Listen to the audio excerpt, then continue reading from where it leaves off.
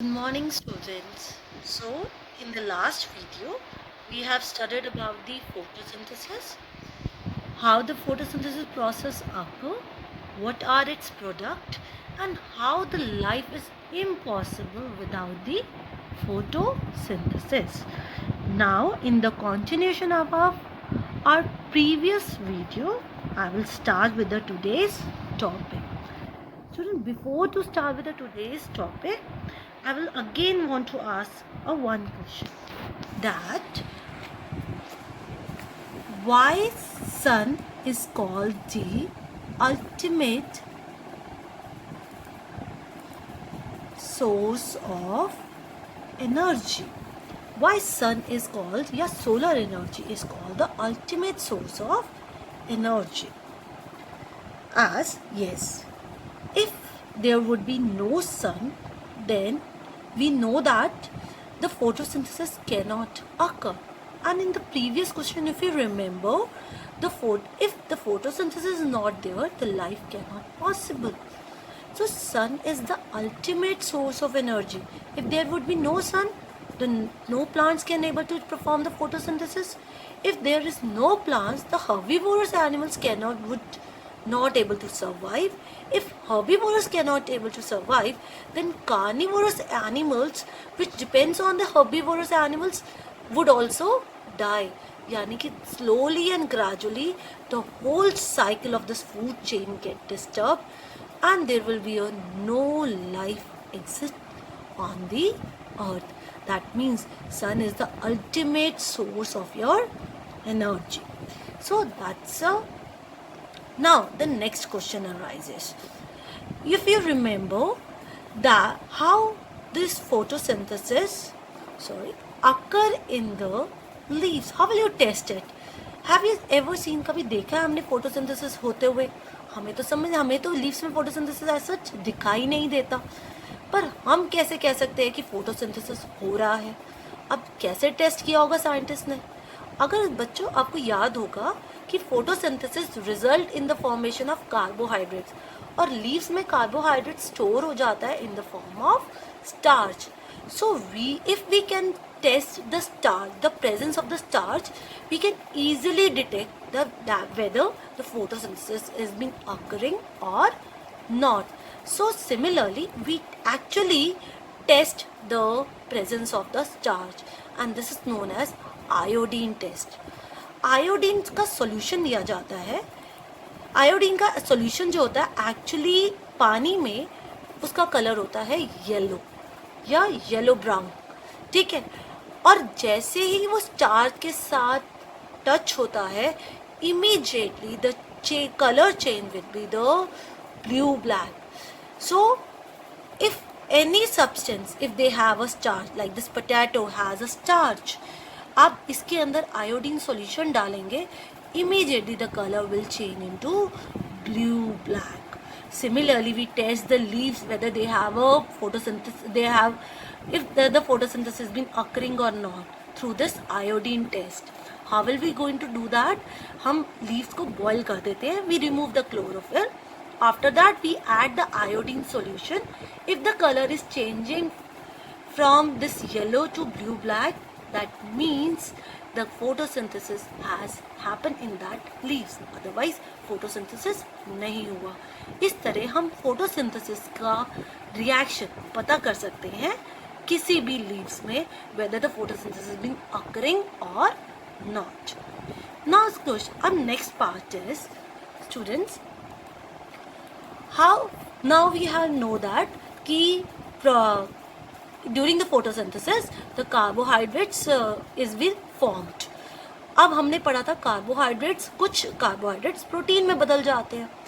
अब प्रोटीन को बनने के लिए स्टूडेंट्स 4 एलिमेंट्स की ज़रूरत पड़ती है: carbon, hydrogen, oxygen and nitrogen. Carbon, hydrogen और ऑक्सीजन, ये 3 एलिमेंट्स तो कार्बोहाइड्रेट्स में भी होते हैं. तो ये तो प्लांट्स को मिल गए थ्रू द कार्बोहाइड्रेट्स.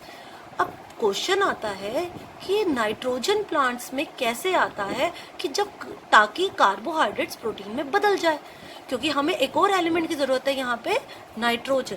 अब क्वेश्चन है कि नाइट्रोजन कहाँ से आए।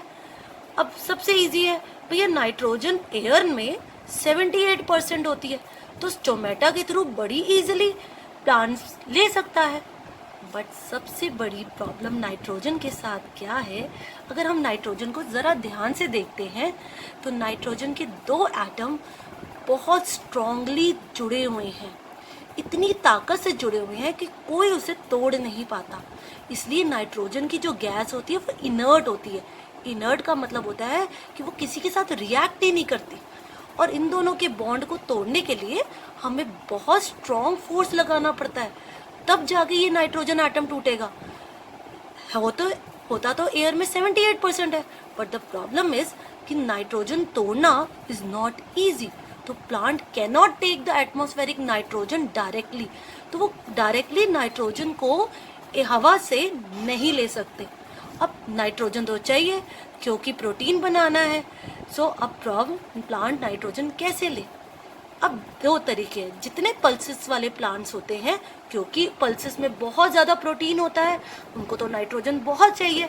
तो अब ये क्या होता है, तो the god has created what in the leguminous plants, that means the pulses plants, that is also known as leguminous plants. In that leguminous plants उनकी रूट में एक बैक्टीरिया रहता है जिसका नाम है राइजोबियम।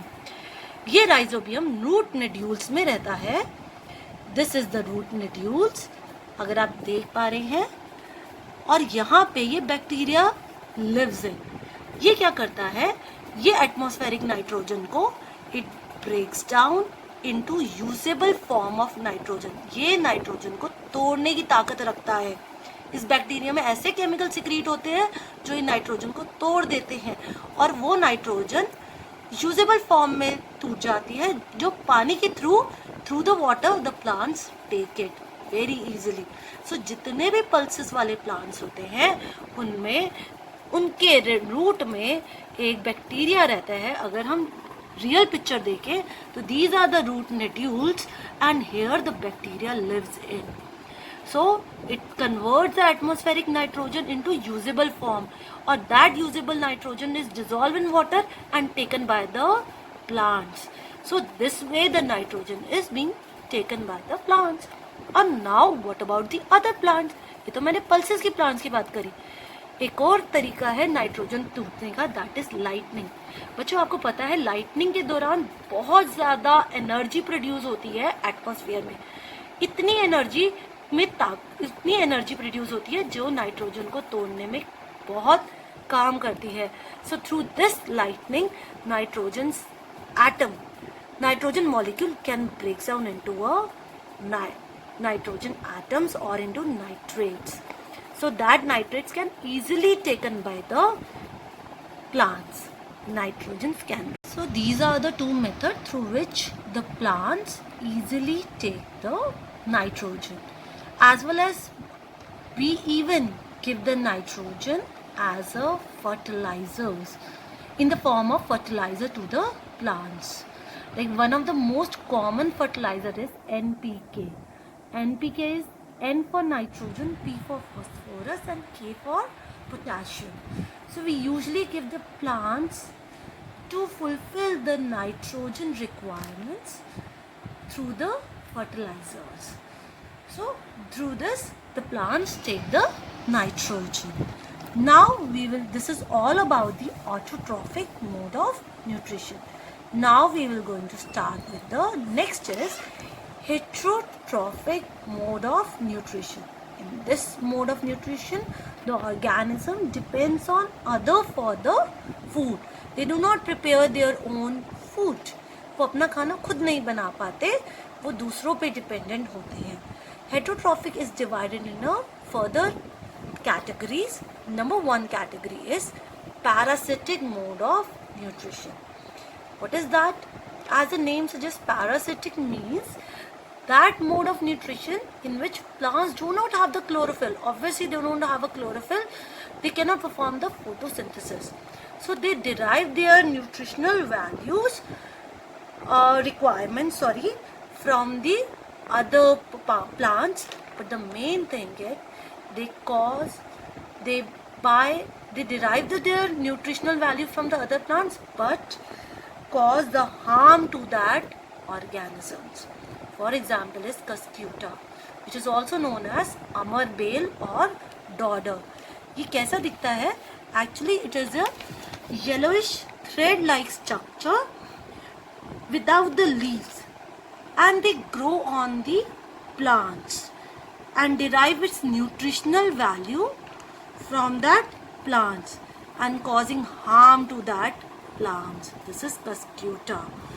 And students, जिस प्लांट पे ये ग्रो करता है उस प्लांट को हम कहते हैं होस्ट प्लांट, जिससे ये अपना डिराइव करते हैं न्यूट्रिशनल, दूसरे को जिसको हार्म करते हैं उसको हम होस्ट प्लांट कहते हैं.